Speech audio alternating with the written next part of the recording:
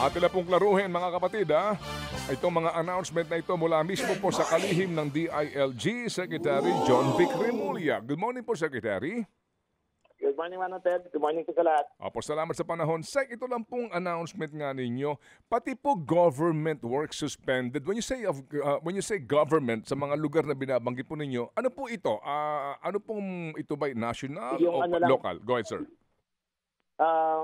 Yung essential po ay required pa rin to go to work. Yung mga doktor, yung mga frontliners, yung mga firemen, policemen.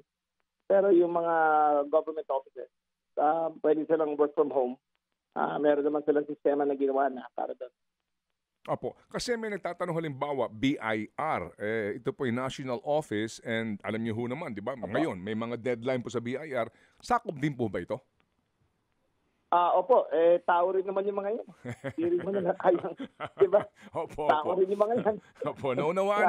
Naunawaan po namin. I mean, kasi nga po, dito ang sinasabi niyo, yung services na ibinibigay sa publiko, no po? So, Opo. So when you say government work suspended in parts of Luzon, kasama nga Metro Manila, Ilocos, etc. So dito po, ang tangi lamang obligadong magpunta physically sa trabaho ay yung pong essential kung tawagin. Opo, yung mga frontliners po. Okay, so pati po sa LGU ito, Governor, I mean Secretary. Opo. Okay, sige. Opo, klaro po yan. Ngayon, sa schools, kailan po natin malalaman ang inyong announcement para bukas?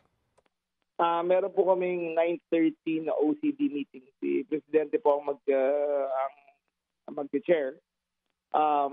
We will get the final update from Pag-asa mga 1 p.m. and by 4 p.m. we will announce kung ano po ang susunod.